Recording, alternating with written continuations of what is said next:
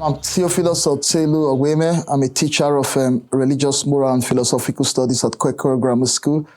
And today I'm going to be talking about my journey, arriving in Orkney and, in the last 10, 11 years, what my story has been, trying to use what I have got to make Orkney a welcoming place, a space of equality. It's a marginalized white space, as folks would say. But arriving here 11 years ago, it was clear that there were clapping hands in the crowd of anti-racism. So it wasn't folks who were saying, no, we are not racist. We don't discriminate against people, but it was folks who would say racism exists. We won't deny it, but we are anti-racist because we are thinking of ways to kick it out of society, to make, the world a better place. So I'll just be talking about my experience in terms of trying to make the space I inhabit an equal space and a discriminatory free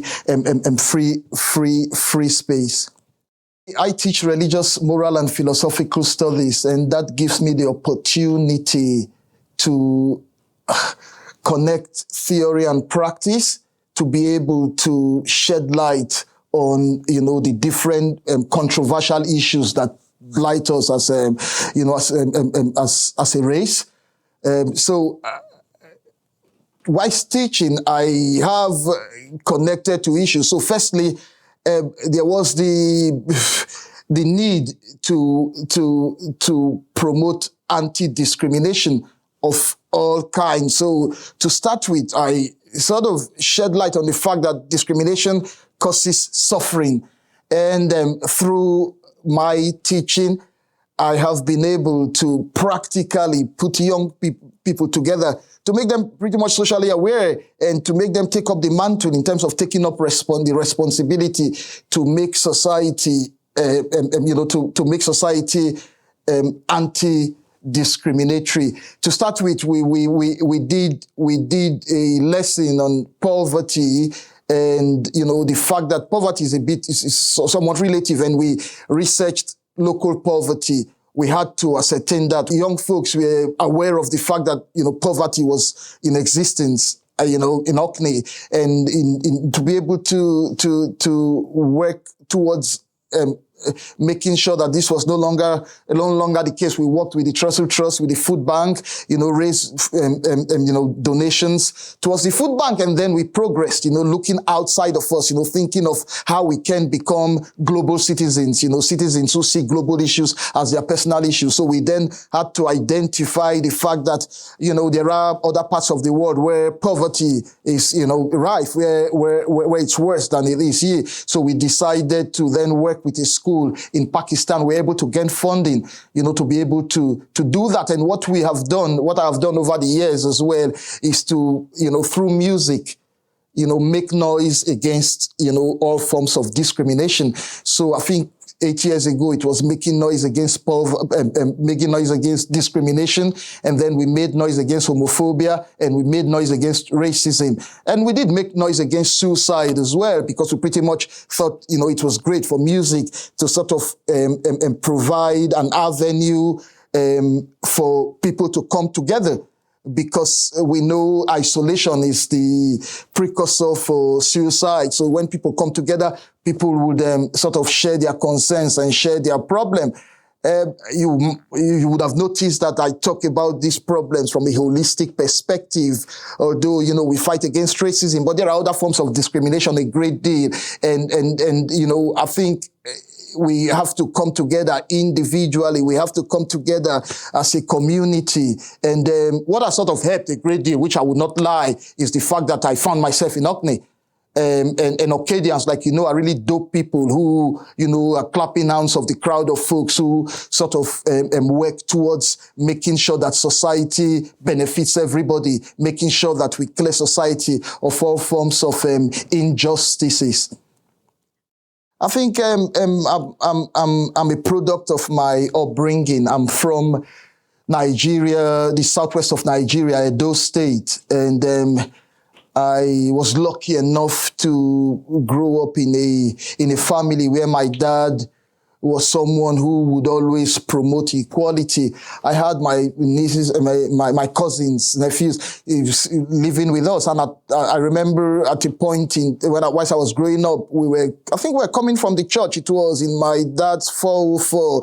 And I remember saying to my cousin that, oh, this is our car. And tomorrow I regret ever saying that, because my dad kicked me out of the car and I had to trek home. And the lesson mainly was the fact that, although it was my dad's car, but it was our car. My upbringing gave me the ability to be able to see others, as part of me, to see the problems of others as my problem. And I think, those values are what I have sort of taken on. And I try my best possible, even in the way I, share the things I've got. It's just pretty much to instill in the young people I teach that, not all fingers are equal. More often than not, certain people are shy. They feel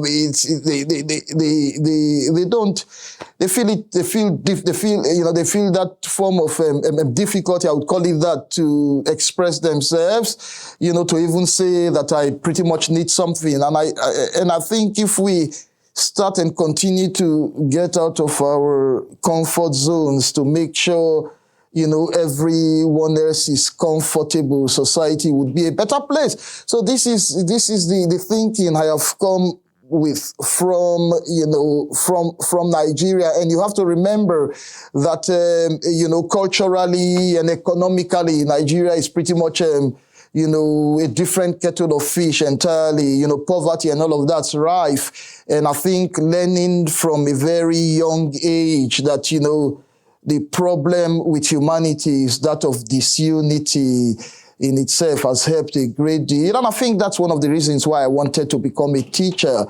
Because, as an individual, you think you can right society's wrong until you realize that society is like, that the problems are like just a rock and you step on it, you stumble, it falls on you, it crushes you, So it's about gathering people of like minds together to sort of make society a better place. And Orkney has sort of provided, has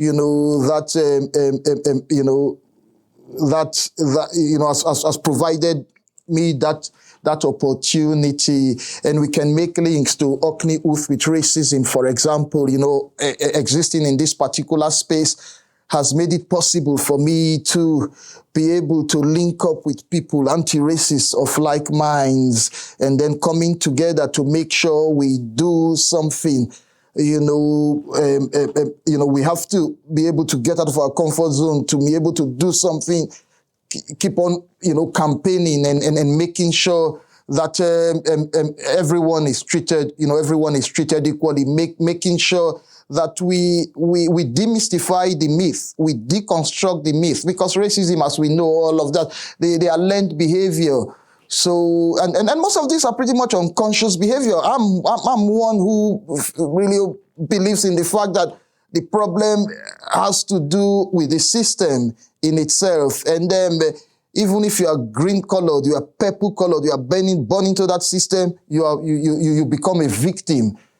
Unknowing to you, you become a victim. So, it is coming together to make sure, that the law order, to make sure that the way, society in itself is anti-racist.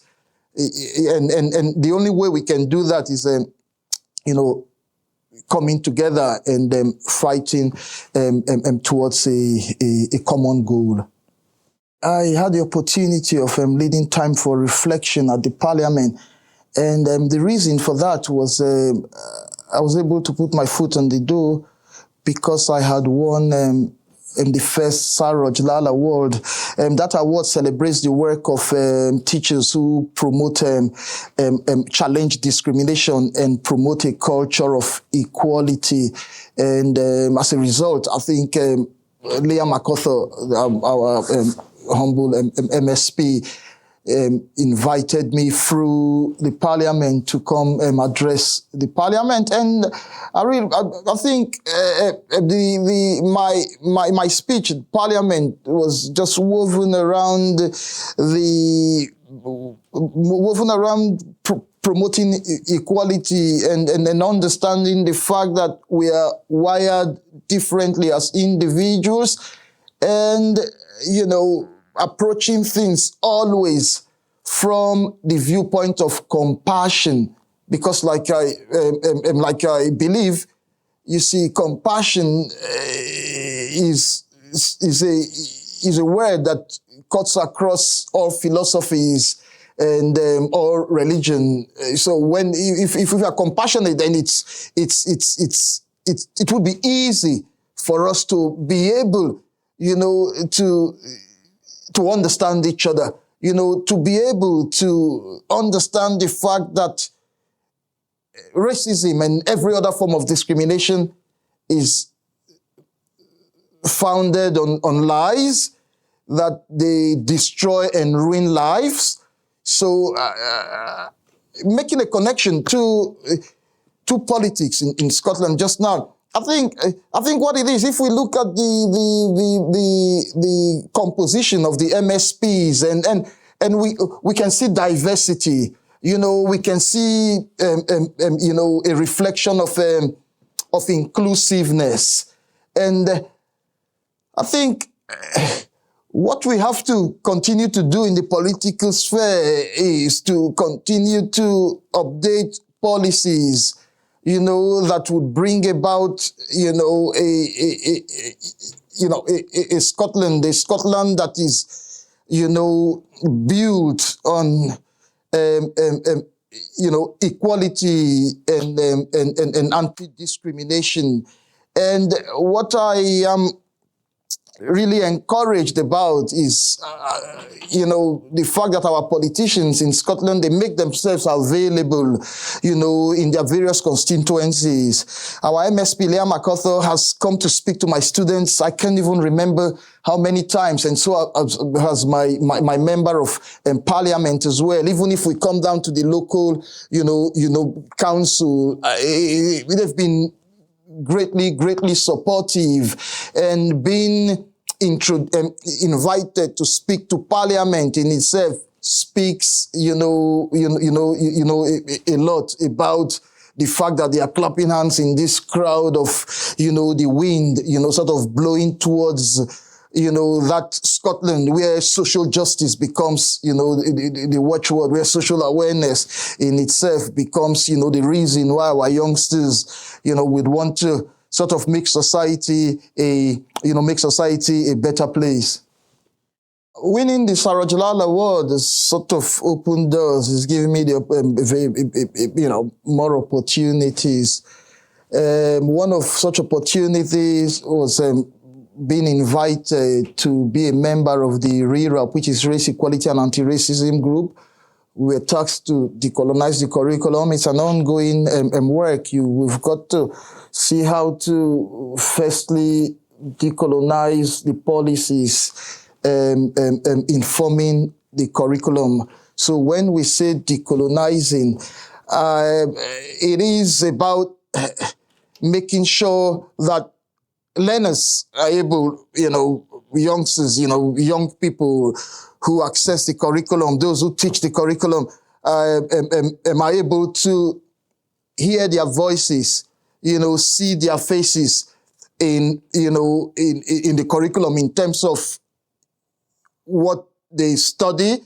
Say in English, for example, if all the novels you're reading, you don't hear the voices of authors who are, of a racialized identity as yourself, that in itself might, goes a long way to, justify the mistruths that, people of a particular race have not got the ability to produce this level of, the level of knowledge. And, the curriculum in itself has to ask of teachers to address the controversial issues, to teach about these issues. And we can say for no fault of theirs, some teachers are not comfortable teaching these issues. Hence, the reason why there is a recommendation of racial literacy. And the council, I'll say council, has done really, really well in that regard, where they've sent, myself, and I think another member of the education department in one of the schools were sent to, I think, to be students in the first term. I think it's the racial literacy training by the Education Scotland. And that says a lot, that the council sort of put forward a couple of employees, and I hope, they continue to do this. So decolonizing the curriculum is pretty much acknowledging Scotland's role in terms in colonialization, in slave trade. And I'm learning from that, because we talked about denial, but we realize that denial is not only a river in Egypt. It is what what people do. It's what we are saying is accepting and sort of learning from it, and it would make sense. It would help with with academic progress. It would help young people who lack confidence because of their race. Listening and seeing faces like yours and hearing voices like yours, in your studies, in the knowledge you glean, sort of gives, confidence. And what it does for, young people of, who are not of racialized identity in itself, is the fact that it does deconstruct most of those mistruths. So for some of those young people, the problem might be from home. So if you sort of take the scales off their eyes, and that's why we talk a great deal about education, and education. So decolonizing the curriculum in itself, it's not sort of to do with only the content of the curriculum, but it's to speak to, it's to make sure that employers of teachers, would send teachers for training, within and outside of the school community as well. And that's what the senior leadership team at KGS, a great deal, have been doing. And, we continue to sort of improve on that. So just now there are young people who have sort of taken up the mantle. We've got an anti-racism group just now. So every other week we screen documentaries. There are posters, to pretty much continue to raise awareness, even if some of us might go, oh, that's not much of a problem on the island. But it's a problem, if there is one incidence of racism in itself, even deep within us, we would understand the fact that there are certain mistruths, about black people that we pretty much would have to sort of change. And the only way to be able to do that is to pretty much educate ourselves. It's in the books, the books they read. And, and apart from that, it is, the discussions they have in their classes. So if teachers are confident enough to sort of have these discussions, then, we're going to sort of achieve the goal of making, society, making society a better place, making society an anti-racist, an anti-racist space. So this is what I would say oftentimes with folks, they say, oh, I'm not a racist. Oh, you are not a racist because you don't treat people differently because of their ethnicity. You don't treat people differently because of their color, because of the color of their skin. But that means that you are taking yourself out of the equation. Because if you take yourself out of the equation, you are not part of the solution. You can either be a racist or an anti-racist. We would know the fact that when during eugenics and even the BMP and all of this far right, that's what they say, oh, we are not racist, because they've been able to apply racism to themselves and say, oh, I don't treat people in that kind of way, I don't bully people because of the color of their skin, because of their ethnicity. But that's as bad as being a racist, because the truth of the matter is that if you don't do anything to stop racism in itself, you've got to actively be speaking against racism. You just cannot, the option is not, oh, I'm not a racist. That's not the option, It's either the fact that you are against racism or you are not. So, and I think education goes a long way to sort of, like I said earlier on, drop the scales off the eyes of our young and old folks. We need a form of re-education, a form of deconstruction. It is what's called unconscious bias. And, I've got that lived experience. I have, going into this discussion, we don't come into these discussions as equals because, I would want you to understand it from my own perspective because I wear the shoes. I know where they pinch. You've never walked into a room with friends and they're hiding their bank cards and then you point it out and unconsciously they think, oh, I didn't think of that. And I think it is pointing out all of those unconscious bias would make folk to reevaluate and have a rethink. And that's a step towards a solution. There are challenges, of course. I'm a very outspoken individual. And, what it is like, is folks not wanting people, their children, to be seen as learning from them. I don't know, for example, it's the lack of confidence from parents a great deal as well. And I think it's not having the knowledge. I remember a few years ago, I got a kid who was asking the mom, oh, he's got a black face. Why is it? And the mom is trying to drag the kid away. So I had to go walk up to the kid and I started a conversation, to pretty much be able to, there's been challenges, where you contact organizations, you contact it, and nobody gets back, nobody gets back. And then, you see folks complaining about a particular organization without even, understanding the reason, understand, say, Orkney with racism, for example, understanding the basis, understanding the reason so we could easily be able to ask questions because I just pretty much think all of that, emanates from the viewpoint of ignorance.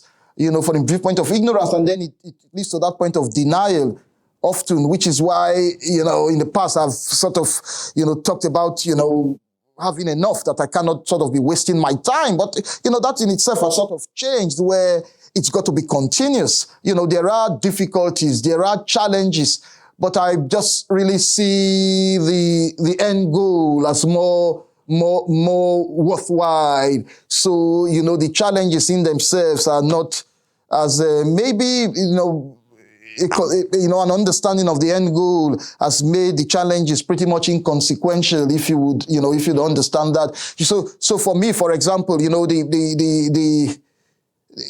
problems, the hardships, sort of, the racism in itself that I have faced has sort of made all of these challenges, pretty much, like petrol that fuels, my fire to want to, continue to, to make society a better place and, provide the opportunity that everybody would have an equal standing, even if they are of racialized or racialized identity or not.